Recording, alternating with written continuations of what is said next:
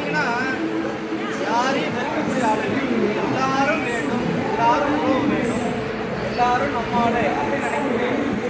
அதனாலதான் அவர் கூட எதெல்லாம் இருக்குது, குரங்கு இருக்குது, அணில் இருக்குது, எல்லாமே இருக்குது. அதனால எல்லா உறவுகளை மெயின்டைன் பண்ணுறது மாறி ஆத்மா இல்லவே பார்க்க முடியாது. அதனால ராமனுக்கு எல்லாரும் அதனால அயோத்தியா போகிறது பல ஆயிரக்கணக்கான வருஷத்துக்கு முன்னாடி இருந்து அந்த இருக்கு.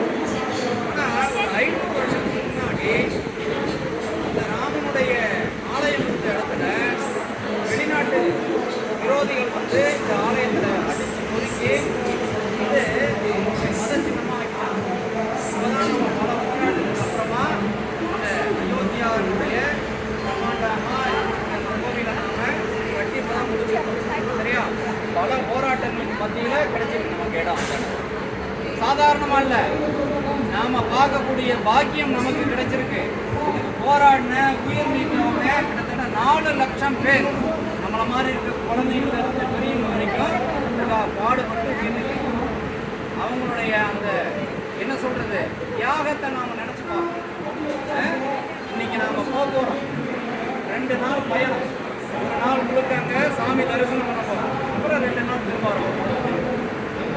அப்படி அரசாங்க ஏற்பாடு மட்டும் இல்லை, நாம போகக்கூடிய இந்த 2600 ரூபாங்கிறது நாம சாப்பிட்ற சாப்பாடு மட்டும் இல்லை, அதுக்கு எந்த கணக்கையும் சேர்க்க முடியாது.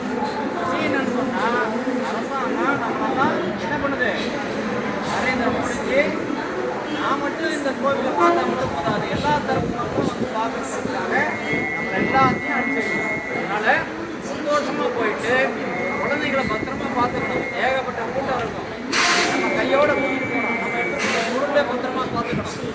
வண்டி அங்கங்க நிற்கும், கதவை திறந்து ஏதாவது காசு வாங்கலாம்னு இறங்கக்கூடாது. சரிங்களா? இந்த கழுத்துல மாட்டுற டேங்கு மறுபடியும் நீங்க எங்க வரணும், இங்க வந்து சேர்ற வரைக்கும் தான் உங்களுக்கு பாதுகாப்பு. அதனால இந்த பகுதியில இருந்து இன்னார் வந்திருக்காருங்கிறது அடையாளம் இந்த டேக். சரிங்களா? ஒவ்வொருத்தருக்கும் ஒரு தலைகாணி ஒரு பெட்டு கொடுப்பாங்க, பத்திரமா பயன்படுத்திட்டு அதே ட்ரெயின், இந்த ட்ரெயின் போகிறது அங்கேயே நின்று உங்களை கூட்டிகிட்டு தான் வரப்போகுது. அதனால் அங்கேயே இருக்கும், வரும்போது அதே மாதிரி ஃப்ரெஷ்ஷான பெட்டு கொடுப்பாங்க, பத்திரமா போயிட்டு வரணும். என்ன விஷயம் பண்ணணும்னு சொன்னால் குழந்தைங்களுக்கு நல்ல பண்புகள் சொல்லிக் கொடுக்கணும். இந்த நேரத்தில் போகும்போது அவங்களுக்கு நல்ல நீதி கதைகள் சரிங்களா, அவங்களுக்கு நல்ல விஷயங்கள் சொல்லிக் கொடுத்து போகணும். ராமாயணம் படித்து நமக்கு தெரிஞ்சதுன்னா அது சொல்லிக் கொடுத்து புத்தகம் எடுத்துகிட்டு போனீங்கன்னா படிச்சுட்டே போங்க. ராமபஜனை தெரியுமா?